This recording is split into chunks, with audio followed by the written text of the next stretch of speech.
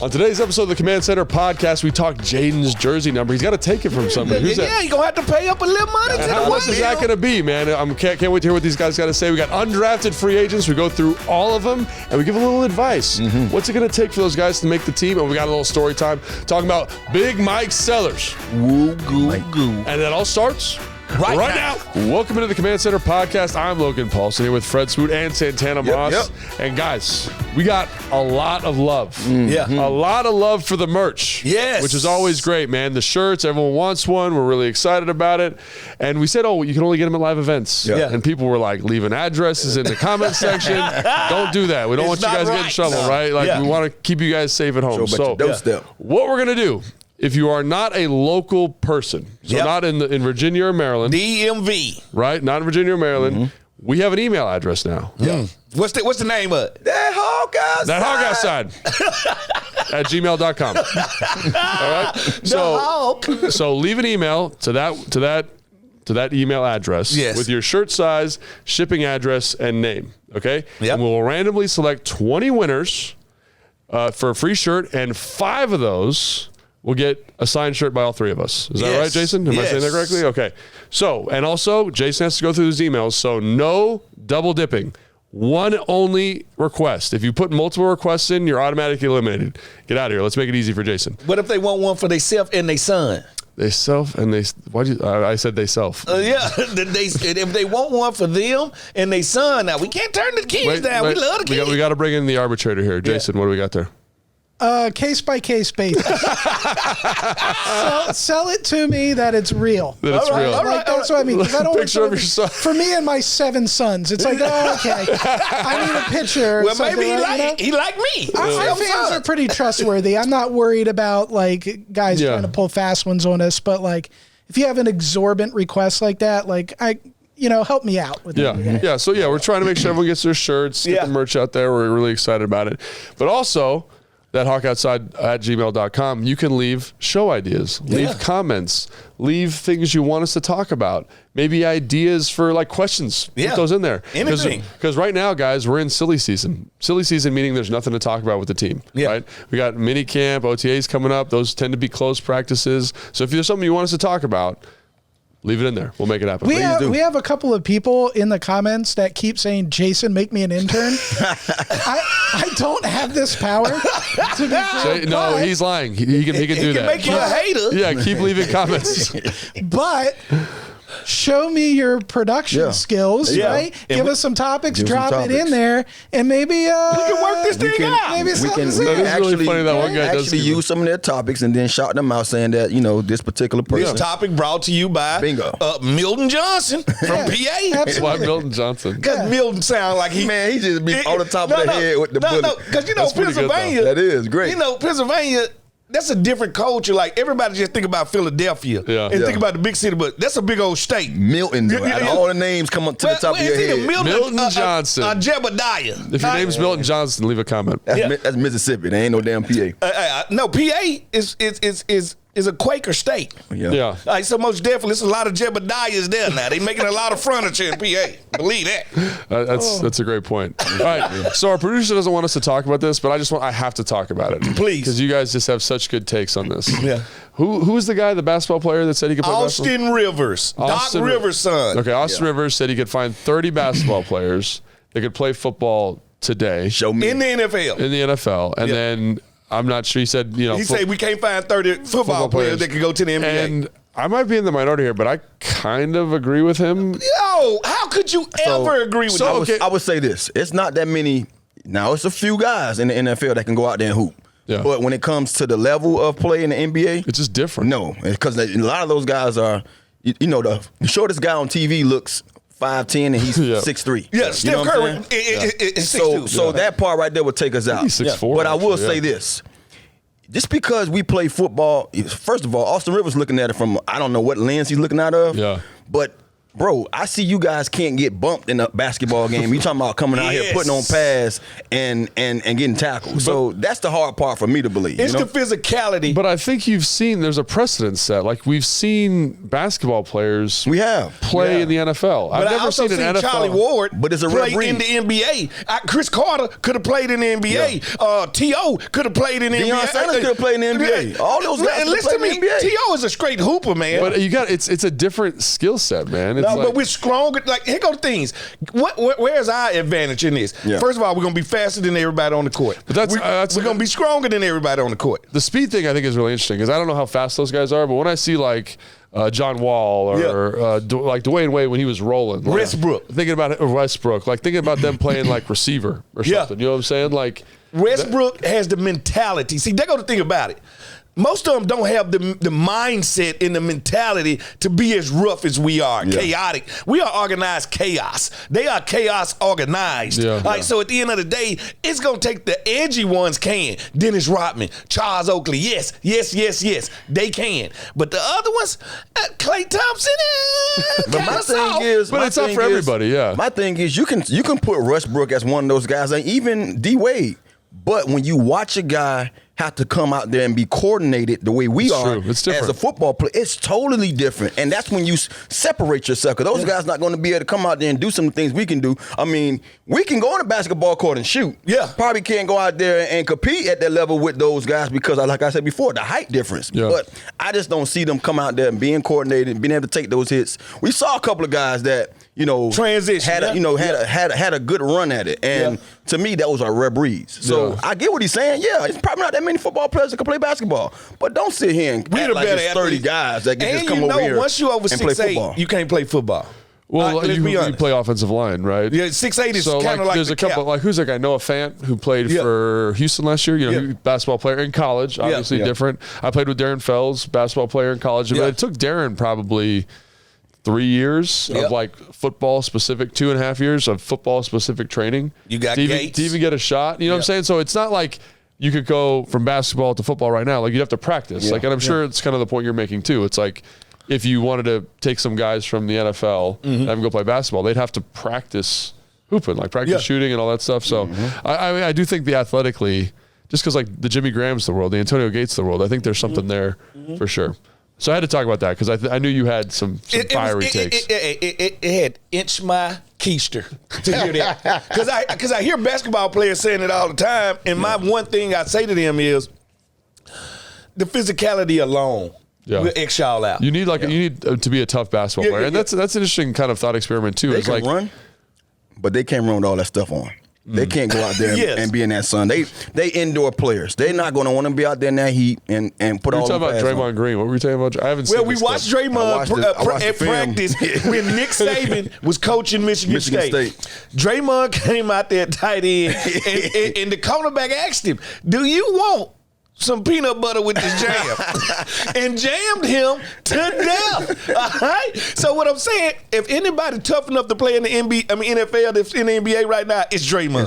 It's Draymond because he is very football mentality on the court. It'd be interesting to ask him what that experience was like. That's my guy. I ain't got to ask him. I watched the film. Yeah, I watched. Horrible. Number 88, that's what he wore out there. Don't ever put on Michael Irvin number again. That's a good number, too. You just disrespected it. Oh, my God. All right, so let's get to some Commander stuff now that we're through that. So kind of a story that, we were talking about before in the production meeting that I think is interesting. Like what did Ronnie say? It's interesting but not relevant or whatever that he used to say. Yeah, that's life. You have to decide whether this is one of those things. Yeah. Okay. So Jayden Daniels wears number 5 in college, or wore number 5 at LSU. The filth. Who wears number 5 for this team? Tressway. Pro Bowler. Do you think Jayden Daniels asks for number 5, or does he change his number? And if he does ask for number 5, how much would it take for Tress to give him number 5? So I would say this. And again, we have just to be clear, we have no insight on this. Yeah. This might not even be an issue. But we know how. We were talking about this. We know how the numbers are traded in the locker room. We know how that is. Jayden Daniels coming in, a young pup, might not know that Tress is a Pro Bowler. He look at it and say he's a kicker. The kicker got that number. Because trust me, we all went in them locker rooms as pups, didn't know nobody. That's true. You heard names and that's it. So he gonna hear that name Tressway has that. He's a kicker. Oh, a kicker. Oh, he'll give me that. But not knowing that this is a Pro Bowler. Yeah. This is like the last 3, 4, 5 years. He was the best kicker. He's our only best Pro Bowler. You know what I mean? So he probably gonna just go up to him and shoot a shot. Like, hey man, I'm willing to pay for it. How and Tress might giggle like, hey, and Give Tress, me that laugh again. Tress probably gonna giggle at him and say, nah, but it's not for sale. And Jayden might kind of get, but I say all that to say this. If I was Tress, I will think of a price. Being that he's a guy that should be respected, I would say $200,000. Oh, I would look. Did you just say a Bees truck? I would just. Oh my God! Hey, I would just say, look, from anywhere from $200,000 to $100,000 because of who Tress is, and knowing Tress is a good guy, I'm gonna give it to him because you the quarterback, potentially gonna be the.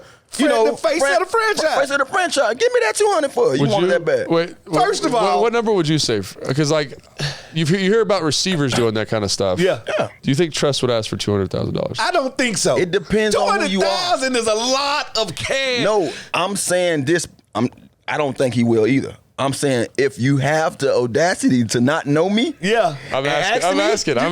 You gonna charge him more. I'm charging him more because you asked me and you didn't know who I was. That's what I'm gonna do is I'm gonna come in if I'm Jayden and be like, Tress, I know who you is. Oh, okay, bingo. Tress, I know who you are. I got a lot of respect for you. I got a lot of respect Love how for you you. do your research. Love how you do that hook. look just as good in number 6 as you would number 5. And I threw out $20,000 and Logan was like, that ain't enough. You threw out $200,000. I'm liking I don't know. Because one thing he has to do is, and this won't take a lot of money, is if he trades number, the first thing that has to happen is he has to buy all the Tressway jerseys. Correct. Right? So he had to buy all the Tressway jerseys. Did you see the number for Kirk?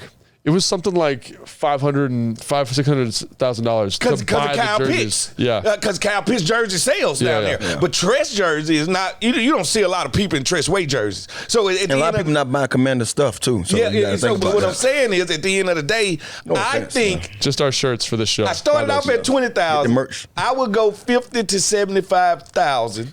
That's the starting point. No, that's it. And I think Tress would not have a problem. It ain't like he gonna put on number 7 and start punting worse. Like, you never know, bro. Tana's superstitious, I'm man. superstitious. You change my number, boy, the world gonna stop. What if he turns to number 9 and just starts shanking them? like you said it. Hey, get it out the air, man. No, I'm just saying. Come back. What happened if the first 2 kicks to him in number 9 are out of bounds, 30 yards? I said, at worst, I want to see Jayden Daniels in 15. He better wear 15. Until Tress retire. I cringe when I see 15. I mean, because if he don't get fired, what else he gonna get? Get 15. I see 15, I think about Tim Tebow. It left like a taste in my mouth when I see 15. I feel like Jay needs a single digit after meeting him. Yes, because he's not a small guy. He's tall. Yeah. But that single digit just looks so nice. So give him one then. He the guy. Now you're talking about Dotson. Damn, I forgot all about it. So Dotson's going to want way more money. He can't have one. Dotson's going to want way more money. No, he can't have one. I think that negotiations just need to start. You know what I'm saying? Like, this is when negotiations start. When you sit down by your locker and you turn that way and be like, hey, what's up, man? What is it going to take? Yeah. What is it going to take? How do you start? So if I'm Tress and you're Jayden, what's the intro? I'm sitting here. Well, the intro, I'll give you mine with I'm put James Strash. Put my clothes. I came in that thing. I saw the 89. I was like, oh, damn, they gave me 89. Why that? So I'm like, who got 83? Bing. James Strash. I'm like, damn. A man of the Lord. He in the receiver room with me. God damn.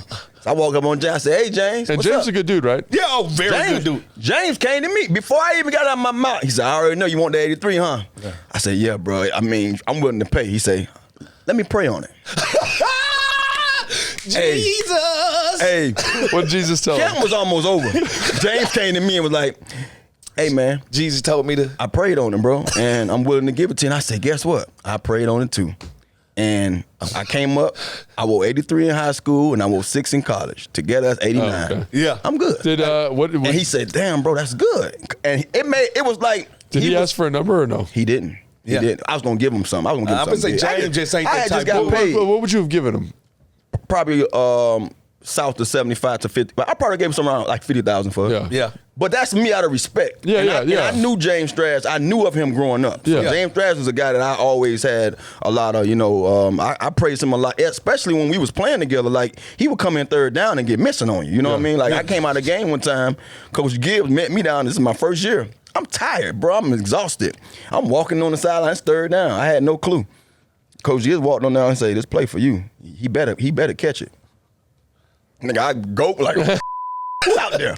I look, it's James Strash. I said, "Oh, James there caught a little, I forgot the little route, a little flat route. He came in motion, flat route. I remember. House call. I remember the play you talking about. You know what I'm saying? So I'm like, and guess what? That opened up the playbook for James Strash for the rest of the season. He ran that route for us on third down, and he couldn't. I mean, they would not stop him. So. I kind of look at it like, damn, he took a little from me, but at the same time, I was willing to give that up because he's a guy that deserved that. Yeah, most definitely. But when Jayden sits down, so if you ask me, I'm Tress. I've got my stuff up, put my cleats on. Yeah. When you come over, you say, hey. I'm going to sit down, look at you once or twice. Yeah, what do you want? I want that. This? He ain't gonna say it like that. No, I want that fizz eye, them filth. You understand me? What it's gonna take. All right, that's when the negotiation starts. Yeah. And Trent's gonna be like, you know what? You know I made the Pro Bowl in this jersey. This the only number I wore here. I wonder if Tress would even ask. What you mean? Tress is a good dude, man. And he doesn't really care about nothing. But that number, you know our numbers I don't intimate think Tress with us. will ask. I think Tress has his sense of humor is probably on steroids. Yeah, just like mine. Like yours on steroids. Yeah. He's so dry, Tress would come to him and Tress would say, look, man, throw me something. Just tell me what you want. Yeah, I bet you would. That's how he would do it. He would tell him to throw a number out there.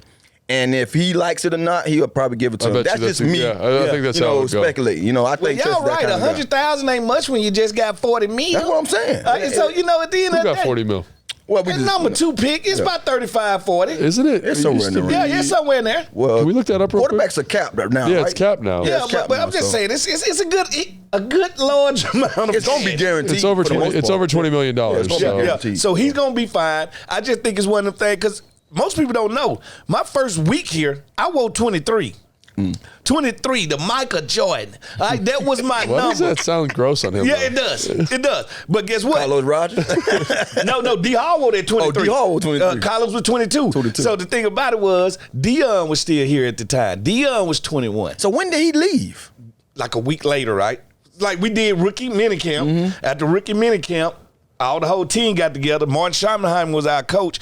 Dion didn't want to play for Marty. So Dion was always telling me, I'm finna retire, dude. Yeah. I'm finna give you my locker. I'm finna give you my jersey. I'm finna give you these J's. I was like, I'm finna jaywalk. You finna jaywalk. So all I knew was I was fine in that 2-1 because that's the number I wanted. That's the number you wanted. Period. Jason's got the number. Yeah, none of this is official. This is all like speculative. He hasn't signed his contract. He hasn't signed his contract yet, right? But it's expected to be 4 years, $37.7 million for Jaden. Somewhere in there. Caleb will get 39.4. Drake May 36.6. To the nearest 100. Because I remember 4 years, 22.8. When Cam got drafted, it was capped at 22. But you know who the last guy to win? These years, Sam Bradford. Sam Bradford came out. He was the last 65? He got like 65 million. Yeah, he got the first pick. Whole lot. And Sam Bradford. I think he was the reason why they capped it because they were like, we ain't get shit out of this dude. Sam Bradford, Kirk Cousins, same guy. Listen to me. Kirk's been way better than Sam. 6 years, $78 million. Oh my God. For Sam Bradford. It was worse. And they said, I'm sick of it. I'm sick of it. I'm sick of it. Next year we capping this. They capped it. And listen, man, imagine what that would be today. If Caleb Williams went #1, he would have got $100 million. I think he was a top 5 paid quarterback that year or something like that. Yeah, he was top 5. Hadn't played it down. Like, that's rough. That's what I'm saying. So if I'm Tress Way, give me 100. 100? Give me 100,000. I can put it in my child, trust fund. You're paying for my kid's school. Hey, yeah, whatever. Tress is a smart man, so I expect him to have a little sense of humor about it. Yeah. Like I say, he gonna tell him probably to throw him a number. And to me, as a young buck coming in there, out of respect, you gotta say from that range. Like I say, at least 650. 100. But if you come in there and don't know me, 200. Cause you want this 200. Well, Trey's gonna have to put on number 19 or something. See, they're gonna repercussions. What numbers is next for him? It's like that's what I'm saying. There's no numbers out there that's gonna fit Trez to me. Has Jayden always been number 5? Has he always been number 5? He was 5 at Arizona State. Yeah. I don't think he was always 5 here though, because they wasn't winning. Look up Trez numbers when he played when we all played together with Trez. I don't think he was 5. 5, wasn't it? I don't because McNabb had 5 one year, but Trez was after. Trez won here. Trez was after that. It was 2 years after that. Who wore 5 after McNabb though? I think one of the quarterbacks after McNabb had 5 too. Didn't Patrick White wear 5? Did he? Patrick White. Oh, talking about the West Virginia quarterback? Did he wear 5 or 9, something like that? Yeah, he wear 5. Him and Trayvon Austin? Yeah, most definitely. I thought Trayvon Austin was going to be the gift that kept on giving. So did I. So that boy was He'd probably be better today in today's game. Yeah, you know? He would be. He was like your boy, man, who played at Florida. Jacquez Green? No, from Virginia up here. What the kid name is? Who played? Percy Harvin. Percy Harvin. Like they was like Percy Harvin was a different build, different gear. But they was like electrifying on the field. You know what I mean? They was like Bush playing receiver. Yeah. What we got, Jason? So Jaden Daniels has always worn number 5. Wow. What about Chase? Tress. I mean Tress. I'm talking about Chase. No problem. He's always worn number 5 here, but okay. At it says Chicago. He was with Chicago. Oh yeah, for like he a was rookie number minicamp. 1, which he can't be because John has here. But when he was at Oklahoma, he was number 30. Oh. He should just put on Cooley number and just be 47. Just the grossest number. Like I know Trez, he's an idiot. So if he changed numbers, it's not gonna be from 5 to 6. He's gonna go from 5 to like 93. I kind of don't want to see Trez have to change because I feel like it's just something you have to go. It's like he's a but it's hard to see Jayden not come in and be number 5. But maybe like I do also think it's good when a young guy comes in and can like reestablish their identity a little bit. You know what I'm saying? That was college, this is here, but or like I say, they might say, hey, Jayden, you our guy, and 5 is gonna be waiting on you when he leaves. Oh, that's true. Yeah. And right now we gotta let him ride this thing out. Like I say, he's a Pro Bowler, man. He's a guy that's arguably one of the better, arguably the best punter in the league. So you gotta live with it. Listen, I would come in here as the number 2 pick and say, best punter in the league. Dude, if you were the number 2 pick, that would be a nightmare for everybody. No, I'm going to still act the same. But I'm just saying, if I'm the quarterback, man. It is true. The quarterback does have a little bit of leverage. I'm the governor. Yeah, it's more on the shoulders. I would love to see him in number 9. I think 9 will look good on him. Yeah. All right. He was also 36. Tress? Tress, yeah. Jeez, he was just going. He has a bunch of numbers. He's a punter. They just gave him a number. Here, Tress, he go in a half. In high school, he was 30. He was number 30. He wore it 1 year at Oklahoma. We should ask 36. Him. We should get Tress on here and ask him if he'd switch numbers. All right. So that's going to do it for the number talk. Yeah. Basketball, number talk, football. If you have a thought on that, what number would you take to change your number? Please send an email to ThatHawkOutside@gmail.com. How much would it take? How much would it take? Leave a comment. Okay. All right. So now we're talking undrafted free agents. We've done a lot of draft talk. And so for this segment, if you want a more detailed kind of rendition of each player, we did that on Ticket to the Draft, which is on Apple and Spotify, right, Jason? So you can listen to that there. And that'll come out on Friday. But in the meantime, let's talk about just high-level free agents. You guys played for a long time, saw a lot of undrafted free agent rookies. What was your perception of those guys coming in? Because obviously the drafted guys were kind of held in a little different standard. Like they came in, they had like not special treatment, but they were treated a little differently than the UDFA guys. Yeah.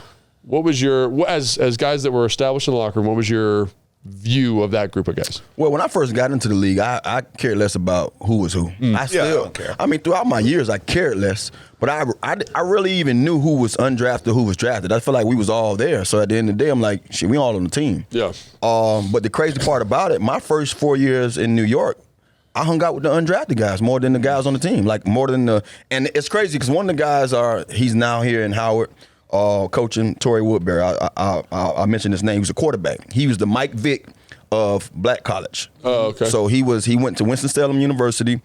I remember seeing him in the draft when they was talking about picking him up, when other teams was looking at him, and then he ended up coming to the Jets as an undrafted guy, but they talked highly about who he was. And so when I got there, he basically like, me and him just like, he's a quarterback, I'm a receiver, and we hung out. He made the team as a receiver / special teams guy, but when you look back at it now all these years, another guy came in, he was undrafted. Yep. And I'm like, we was cool. So I care less about those guys being undrafted or not. And I never really, especially when I got my name, you know, started playing good ball, I never looked down those guys because there was a lot of guys that would come in that you say, how did that guy not get drafted? Yeah. You understand? So just because they're undrafted free agent don't mean they not draft worthy or they wasn't a guy that should have been drafted. Things happen, you know? Hey, only 200 plus of us can get drafted. That don't mean it ain't a backdoor into the league. Yeah. Antonio Pierce came in our rookie year, undrafted free agent, ended up winning the Super Bowl. Now he's the head coach of the Raiders. Yeah. I love guys that weather the storm, all right? Because it's not easy for any of us as a rookie. But if you're an undrafted free agent, it's almost no hope almost. All right? But when I see them dig their way out, it's just respect. I was always treated everybody the same. Yeah. People already know they had you can come knock on my door at any time. I'm opening the door. I don't care who he is. Yeah. And we know how that was because people don't understand how it feels to be in that middle locker. Like temporary lockers. Talk about that for a second.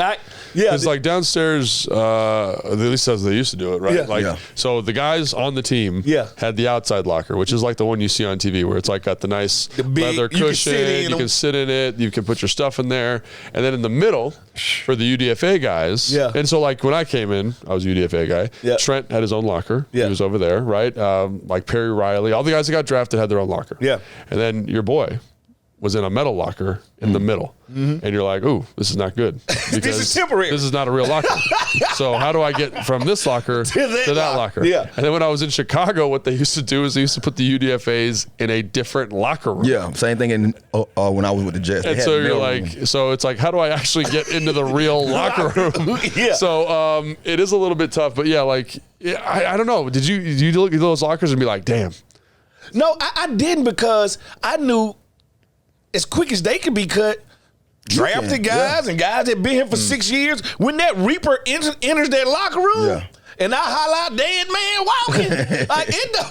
it don't matter if you're in the middle locker or not. Yeah. And like I said, I always endeared to those guys. I always made friends with those guys. So at the end of the day, it didn't matter how you got here, long as you was here. And I also knew for most coaches I played with, they didn't care either. Like, if you're better than the guy we drafted, we're going to keep you. Yeah. We're not keeping him. So I had a lot of respect for those guys and the Antonio Pierces of the world, the London Fletchers of the world. So it don't matter how you start in this game. It matter how you finish. Man, you know, honestly, like, I looked at those lockers as just, it's training camp. You know, it's a bunch of bodies in here. 90, I didn't really, 90 bodies? You know, I really never really paid attention to who was in them and who wasn't. I thought it was so many young guys came in here. Yeah. Hey, at the end of the day, whether they draft picks or not, they got to go somewhere because we got a whole team of people that's still here. So I never really looked individually of who was in that locker until they started coming up missing. Yep. You know, once you start seeing them open them empty, I'm like, well, damn, he wasn't a draft pick or he didn't have any, you know, he didn't carry any weight for him to make the team. And so that's when you start paying attention more. But man, I could just imagine, bro, like we need to be asking you how it felt to be that guy. How does it feel, the pressure every day knowing I could wake up and this could be my last my job day? on the line. It was tough, man. It was really tough because like those, like for you guys it didn't matter maybe, but like for me, every day it was like every day I went to that metal locker, I was like, damn, you know, like you could be out of here tomorrow. Yeah. And so you're always kind of thinking about like draft picks and, you know, obviously the first three rounds are guys that are going to make the team because they've made an investment. But like my year, they had drafted a guy in the 5th round that they were really high on. And like you're saying, Fred, like he wasn't working out the way they wanted. I was having a good camp and it switched and I ended up making the team over him and they ended up cutting him. Yeah. But like you get penalized as a team for cutting draft picks. So there are incentives to keep so for example, they got in trouble for this, but they swapped draft picks with the St. Louis Rams at the time. Yeah. So they could cut their pick, and then the St. Louis could cut our pick and with no penalty. But you get, because the contract of a draft pick is guaranteed 3/4 of the contract's guaranteed. Yeah. So for me, they cut me, and it's like, thanks for coming by. Yeah. Like, we appreciate it. So it was tough. And again, like understanding that they had made an investment in those players, they'd picked those players with valuable assets, and I was just kind of a guy, was tough. How did you go out your way not to, like, because we always practice, all us practice. No, once you're on the team, you still practice with I can't make a mistake mentality. But damn. It was like, so the best way I can explain it, because I had to do like rookie mentoring when I was in Atlanta. Like I would talk to the rookies when they'd come in. And the best way I can explain it, it's like you're a dog on a leash, right? Yeah. So if you're a first round draft pick, man, you're out in the yard, man. There's no fence. Go out. Do what you got to do. You could mess up. You chew up the porch, whatever you want to do. As a UDFA, you are tied to that stake in the yard. If you mess up, if you get too far, like get out of here, right? So I'd be here with UDFAs who thought, oh, I made it. I made the team. And then it's like, bro, like you cannot do what he's doing, because they're gonna be patient with him. They're not gonna be patient with you, because I hate to break it to you, there are probably 700 of you floating around the NFL. You know what I'm saying? And so like, that's why I have a lot of respect. You know, Fletch, you mentioned Pierce, I played with a bunch of guys that made the team as UDFAs, because like you have such a tight, like such a it's like you're threading a needle. Yeah, small window. Window, right? And you got and so for me, it was like the guy they drafted didn't do what he was supposed to do. An older guy got hurt. And then they, two older guys got hurt. And so then there was like, oh shoot, like here it is. But that's a lot of luck, you know? I remember being asked, and it's crazy that we talking about this, because it's just, and I'm always the one with the brain freezes, but you talk so long, it gave me time to think about it. I remember being asked. Okay. That was a little. I got it. By the way, you talk long as hell. No, honestly, no, we asked you questions. We asked you the question. So I wanted to hear your take on it. No, but I remember one of the guys, like after year 10 or something like that for me, and he's no longer in the league, we talking. He like, man, I always wonder, like, why you was so cool with us? Like, bro, like, why would you? And he was hanging out with me for my birthdays. He's like, Tanner, man, you still taking care of me, bro. All these years. I tell my folks, man, I came in, I wasn't even a draft pick. Tanner had me I stayed at Tanner's house for 4 years. Like, and I thought about it, I say, bro, do you not know how I came into college? I was you in college. I was a walk-on. That's right. And I tell you, the way I felt every day, I couldn't eat with those guys. I couldn't. It was like they were showing you that you here, but you're not here. You were the same I'm saying? So I'm like, when I got to the league and saw you guys, it wasn't like you was a walk-on or undrafted free agent. I just looked at you as a guy. Like I wanted to make sure you knew that I accepted you if no one else did. So you know what I mean? So that's one of the reasons that I've always kind of took care of those people and made sure that they knew, like, hey, bro, let's go out here and work. And if I can give you that energy to say, let's go out here and work, and maybe better your chances of going out there to compete and get looked at, then hey, I did my part. Do you remember Johnny Eubanks? Yeah, Eubanks. Eubanks was undrafted free agent. Why is that name so familiar? Eubanks played cornerback here. He played cornerback. Okay. All right. And I'll never forget, we were playing against the Chicago Bears. Bluefoot had a hell of a game that day. 2 picks, everything. I end up, by the third quarter, full body cramp. I literally go into the locker room, and I'm watching the game as I sit on the table with the IBs. They put Johnny Eubanks in my place. Chicago, of course, fresh meat. They going right at him. And I'm sitting there, I'm like, I can't let them do Johnny Eubanks like that. Because just if I go out here, I don't need to be healthy. They'll still respect me. Right. I get off the table, I tell the trainer some kind of lie. I run and get back in the game. They take Johnny out. But I just wasn't going to I want to protect him. You know what I'm saying? Because I know if he gets in here and he continues to have a bad game, he might not be on his team. He out of there. That's crazy. He was a good guy, too. Dude, so you're a real one for that, I'll tell you. Yeah, no. A lot of dudes wouldn't do that. No, I know they wouldn't do it, and that's how I felt last year. They kind of left my guy Forbes hanging. Because at the end of the day, we supposed to protect each other. And I know if I was having a bad game as a rookie, D Green, a champ, would have came over there and say, hey, let me take this guy. You just go to the other corner right now. Yeah, I got you. No, I think that's exactly right. So we got a couple of UDFAs here that have signed. What's the number? 10? Yeah. Anyway, any of these guys that kind of stick out to you is kind of say, hey, man, this guy might be fun to keep an eye on. And again, we go deeper dive on Ticket to the Draft podcast, which comes out on Friday. But any of these guys, you're like, man, this is one I want you to keep an eye on. All right, this is what I want y'all to do. Okay. Keep your wife and your girlfriend away from Sam Hartman. All right, let's start there. All right. I don't know if jump off point there. Let's start there. If Sam makes the team or not, he will be in the DMV area. All I'm saying is this: he is a heartthrob. All right. Yep. Let's start there. All right. I can't think of this guy's name, man, but I'm pretty sure y'all gonna help me. Oh, I guess he broke it down right here for me. See, thank you, Jay. Woo-goo-goo? Woo-goo-goo. Woo-goo-goo? David Woo-goo-goo. Man, David Woo-goo-goo is 6'5", 301 pounds, And he's going to be playing what? Lineman? He going what? Tackle? Tackle switch player. Yeah. Tackle guard guy. Tackle in college. To me, that's the guy to keep your eye on. I think, you know. Woo-goo-goo. Woo-goo-goo. I love it, Mike. I want to hear 2-year-olds say that. Woo-goo-goo. That's the guy. But, hey, Colson Yankoff. All right? Yankoff. Why? Talk about it. First of all, he used to play tailback. He used to return punts. Played tight end. Played quarterback. He played quarterback, everything, but we're going to play him at tight end. Yeah. All right, so that tells you what type of athlete this dude is. I think if anybody has a chance, undrafted free agent, to make this team, it's him. Yeah. Yankoff. Like, he's the guy that you have to, because they all about athletic score and what can you do. Yeah. All right, well, when I look on this, he can do more than most of the people on here. He's not singular in any way. And I think you have a better chance to make this team if you play more than one position. Yeah, I think so if my memory serves, he played running back, tight end. He was a return man. He played all 4 special teams. He played a little linebacker. Yeah. He transferred from UW as a quarterback. And so, like, he's just a big athletic guy. Yeah. So, like, maybe like you're saying, Fred, find a way to get him some touches. Like, I think he led the team in special teams tackle. So, obviously, team's value, and definitely a guy to keep an eye on for sure. You got another guy, Colorado State. I'm calling him CA out the gate. I ain't trying to mess his name up. Go ahead and say it. Chinogaze. Shagozi? I don't know. Shagozi Anuzum? I like that. I like that. Shagozi Anuzum, cornerback, 4'3", 940.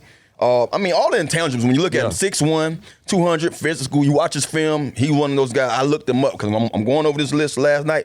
I love when you give us this stuff beforehand. Jason, round of applause. Yeah, I get a chance to go and look, because some of these guys you don't watch. You know what I'm saying? I went and put up film. I'm like, oh, he going to make the team. And then I find out they gave him a little nice little stipend. You know what I mean? When they give you a nice little stipend, they got good intentions. They invested in you for a reason. So for him to be a free agent, undrafted free agent, that's always an eye raiser right there. Eyebrow raiser. That's a big one for me too. Just knowing that, damn, we giving them a couple of dollars because we believe a little something more than what they and believe. we don't want nobody else to get him before we get our hands on. I think he got paid the most of any undrafted rookie here. There was a little bidding war between him here and Denver. Yeah. We won $50,000. That's a big deal. Yeah. I think some of his contract's guaranteed. Another big deal for him. So my guy, Tana mentioned it, like moves well, pretty instinctive, effort's a little up and down, but the frame, the profile, the athleticism. Stuff you can't buy. It's all there. Another guy that I think is super interesting, just incredibly interesting, is Tyler Owens from Texas Tech. So he transferred from Texas. Yeah. He's never really played safety until last year. Little up and down, weird angles. You know what he played before that? Was he corner, linebacker? I think he played star for them. Basically. All right, hybrid. But the thing about him is he's a teams guy. Yeah. But he's literally this is not an exaggeration. He might be the most explosive person ever in the history of the combine. I seen his damn broad jump. That's 12-2. That's ridiculous. 12-2. Like that's incredible. That's jumping over a giant. Yeah, and then he had a 41-inch vertical. That's ridiculous. 1 inch under me. Stop. What was your vertical? 42. Oh my God! Yeah. Well, I jumped up and I ain't come down for 3 days. Thank you, Jason. I mean, I didn't even say. Jason just pulled out his phone right away because that's the kind of guy he is. Hey, listen. He's 6'2". Yeah. He's 215. He's got 33.25-inch arms. Like, dude is built in the lab. Yeah. And so again, team's value. But when you see him, like I was watching film of him the other night, I was like, damn, like this dude looks like a linebacker playing safety. Again, very raw. Yeah. But that's what you want. But Carver Roll is a team with crazy athletic upside. So that's someone I would just say, hey, man, keep an eye on him. Now, because I watched a lot of Georgia football. Marcus, right? Rosemead, Jack Saint? Yes. Yeah. I like him a lot, actually. I'm going to say, like, he just one of those guys that, he didn't play high-level football. He got overshadowed by a lot of draft picks. And he's one of those guys that remind me of Cam Sims in a way. Yeah, I think that's a great comment. You know what I'm saying? Remind me of Cam Sims to where he the type guy that can get on a roster and just stick. Yeah. Just always be there. So he one of those guys that really. I mean, anytime you look at a guy and he has 0 drop passes since 2022, that's an eye raiser, right? That's an eyebrow raiser. So I'm like, I'm with you with that. But you know what? One of the things about it too, you got to think about it. You're going to always find a guy that if he can be special on special teams, and he plays a receiver position, and he's bingo. He's a gunner. He's a tough son of a gun. I had a draftable grade on him, honestly. Yeah. I think he had some medical stuff, like a knee issue or something that might have made it tough. But as far as the football, the film, I thought he had a very solid Senior Bowl. I thought he was consistent at Georgia. Not the guy there, And that's why I say, like, when you go to these big schools and you're not the guy, so imagine being in Miami and they got Tanner and how many more receivers and you the fifth guy. That don't mean you can't play. It's just a deep ride receiving group. You got to think, we had me, Reggie Wayne, Andre King, and Darryl Jones. And Andre Johnson was coming in as a third and fourth guy. Well, crazy. So this imagine that. You know what I'm saying? Like Hall of Famer this year. Up for the Hall of Fame this year. Well, he just got taken in. And he was a guy coming off the bench. You know what I mean? Crazy. So so that's how it is when you have those teams. And just imagine those Alabama wide receiver rooms. That's what I'm all saying. These guys in the league now that are playing a high level that you had to basically waste your turn. So that's something we'll talk about more probably on a later show. But I think in terms of positions that are going to be super interesting, like receiver, especially like those fourth, fifth, sixth guys. Don't know who it's going to be. And you need Miami, Brown. What's going to happen? And how does that impact the tight end room? Like all these guys. Right? Jamison Crowder. How's it going to happen? Like you're right. It's them last three spots in their receiver room. It's going to be a fight for those. And so that's where I think that like a guy like Jack Saint could maybe make it happen. You know what I'm saying? Because we don't know what they're looking for. And he has a body type. It's bigger. That he don't have to compete against in that room. Like I think he would be the tallest guy, right? He's 6'2". I think he's 175 pounds. He'd be the tallest guy. Yep. Because Rich Coleman is what, 6 feet, 6'1"? Now Luke McCaffrey is 6'2". Yeah, 6'1". I mean, he's 6'1" and 5'8", technically. So maybe way to stick the rule in his head. Nerd. He's 6'2". but yeah, and so the other one is the DBs. Like we got all these kind of DBs that are flex, that's why I think Owens is such an interesting guy. But the guy that no one said that I wanted to call attention to is our guy Norrell Pollard from Virginia Tech. Oh yeah, Norrell defensive Pollard. tackle. And I watched some film of him last night and talk about a defensive, not a big guy. I think I saw something that said he's 6 foot. He's 6 foot, 280, 285 pounds. Not a big man, but he has the juice as a pass rusher, man. Yeah. He's got the juice. And so in a scheme defensively, at least in Dallas, that prioritized interior pass rushers, like I bet you if you come to training camp and this guy's healthy, he's going to win every one of them. Hold on. I'm reading this right? Oh, yeah. Yeah. Read that out, Tim. His PFF grade was 3rd ahead of Johnny Newton. For pass rush win rate. He also had, in terms of winning percentage on true pass sets, 90 grade.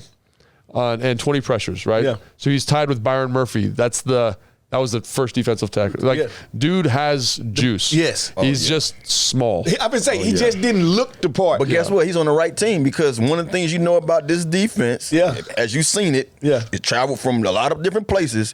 They find a spot for you. Whatever you can do best. Yeah. And that's what they do. Will slide you in there and let you go out there and be special. So reminds me of Lionel the Snail Dalton. I played with Lionel Dalton. He was a D tackle. Is that a real name? Lionel Dalton. All right, Lionel Dalton. I named him the snail. Okay, good. I wasn't sure if that was a...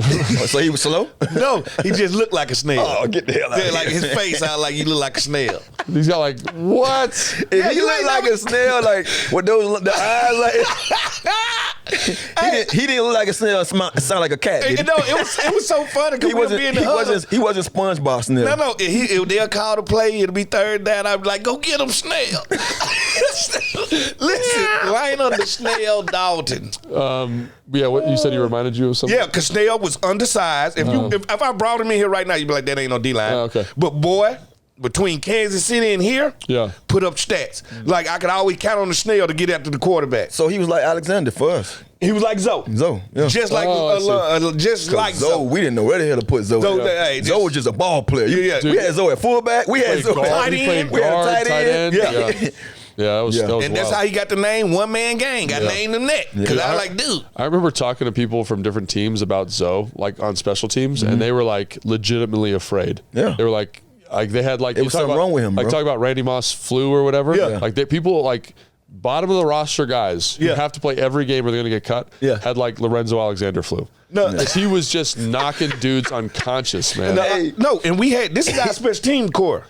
We had Zoe. We had Rock Cartwright. We had Mike Sellers. And we had Kerry Campbell. Yeah. That was and guess what? All 4 of these guys gonna put a mustache on your face. Dude, like I just remember watching like the first time in a game, everyone gets watching those dudes cover a kick. It was terrifying. Watch them on the punt return team though. Like if you ever seen that, like in my view of it, bro, them smack. I'm like, Listen. Oh, watch out. Oh, Lord. And believe it or not, your boy used to take people out on punt return. Hey, at Smitty, I used to wreck shop. If I catch you not looking, that's the best time. You a damn man. Yeah, that's the best time. That's the way it was. Dude, I remember Mike Sellers on punt return being on the line, and him literally, because he was huge. Yeah, huge. And he would just grab the dude right here on the shoulder pads. And not let him move. And he would just stand at the line of scrimmage. And the dude was like, and he could not get off the line of scrimmage. And I just was like, this is just a different. Dude, bitch, is 500 pounds. First of all, man, shout out to Mike Sellers, man. I heard his surgery. Surgery went well. New heart transplant. Thanks so much. My man is up walking. He looking strong. At the end of the day, is blessed by somebody else. Yeah, that's what's up. But I remember getting here and hearing the story that he didn't go to college. He didn't go to college. No, he went to junior college. He went straight to Canada. He went from junior college to Canada. Yes. And I'm like, hold on, you didn't play? Say that again. And he was like, yeah, I played pro. And he said, I only had 1 year in junior college, and I went pro in Canada. I think he was the youngest Canadian football player. I think ever. He was 18 and a half. And when he got off the bus, they were like, no, he can't be 20 years old. When I first, talk about those metal lockers. I was at my metal locker first day, putting my stuff in there, and Mike walked in, and I was like, that's got to be like a defensive tackle. Like that's what they look like in the end. And that's a big. And then someone was like, "Oh, that's Mike Sellers," and I was like, "I am not going to be able to play in the NFL because if that's what a frigging fullback looks like." Mike was like that what you call it when he can play tight end and fullback. Yeah, like he was in between, and it was crazy because I remember when we had plays where we'll say we got 2 tight ends, we got Cooley and Mike. Yeah. You know what I mean? Like my first couple of years here, and I'm like, this dude here can kind of just. We put him at DN a couple of plays too with Greg. Greg Williams. Yeah, Greg tried him out at DN. He was a psycho, man. Man, listen, man. When you get a body type like that, I remember when I first met Mike. He was in Cleveland, and we were playing Cleveland in the preseason. And Mike was just played here. Yeah. Like Mike played here 2 stints. Yeah. Oh, I didn't understand. So he was dapping everybody up before the game. I was like, D Green, who is that? He was like, oh, that Mike Sellers, he a fullback. Watch out for that power ball. I like, what you mean? I tell you what, if I gotta hit him, it's gonna be lawnmower low. Listen to me. And they tossed the sweep. To death do us part. I cut him so low. Mike got up so mad. Because he had them little legs. Yeah. I like, boy, you built like a spoon. I know not to go high on you though. No, you gotta realize some of these guys are truly intimidating. Look, and I remember first seeing Mike is intimidating. And I was like, I don't know how long I got in the league. He made me feel that same. Dude, I remember watching a cut up. We were just looking at it was past 15 week, which is like where the fullback leads up on the linebacker, then runs to the flat. And it was like James Harrison off the ball. Yeah. And James Harrison was like a monster. Dude. And Mike hit this dude so hard. He cartwheeled in James Harrison. Yeah. And then went to the flat. It was like a speed bump. And I had just played James Harrison. I was like, who are you? What are you doing? But yeah, they don't build them that way anymore. Mike was the reason. Guys like Mike made me make that business decision a long time ago. When I was a corner coming into high school, I was like, do I want to tackle big guys like that? Because you get in high school, you like, man, the running backs look that big. They look like damn, linemen. Yeah, well, okay, 300 pounds. But let's get back to, I think Mike was a UDFA, right? Yeah. Yes, he was undrafted free agent. So let's get back to that. If you were giving advice to these guys we just talked to, I just highlighted a couple guys, right? Yeah. What advice would you give them? Say, hey, UDFAs, you got to sit down there in front of you right now. What's the advice? Find you a veteran in that locker room. Yeah, that's good advice. And learn his habits. Yeah. All right, not only just learn his habits, understand his mindset. And hopefully you can find a veteran that's an undrafted free agent, somebody that didn't walk your walk and walked your path. And let them tell you how important every practice, every play, every time your number is called to get in there, take it like it's your last one. Yeah, I say find your edge. I think your edge would be mostly just, one of the things that I learned in college when I, came in and being where I was at, I was too naive to understand where I was at. You know what I mean? I was happy for the ride. Yeah. Hey, at worst, I'm gonna be track star. Yeah. So whatever happens here, I'm red-shirted anyway. Ain't nothing I can lose. Yeah. But the way I got on the field was, Coach said it. He say, every day when you come off this field, make sure we saying something positive about you. Yes. So I'm like, And so now that, bing, I got that little, that little light bulb up there. Yep. And so I try to, every time I'm out there, I get a chance, I'm winning my one-on-ones. Yeah. I got to know all my alignment, assignment. I want to line up right and know the assignment. I want to know my coverages, like find the edge. Always make the guy that's in front of you do more than what he did. Show him up. And then when it's all over, how many reps you going to get afterwards? Yeah. How much film work you gonna get in? First in, last person out. Before, while everybody going home on their breaks. I'm from Miami. Yeah. I hated the film work, but guess what? I went in there, coach, you can pull up this film and show me how to read cover 2 a little differently and show me how to read this cover 6. Like, I ain't never heard of cover 6. Like, I was always trying to get in some kind of way. Yeah. But I didn't know that. He taught me that. That particular coach taught me that. So I would tell a guy, find your edge. Yeah. Put in more film work than the next guy.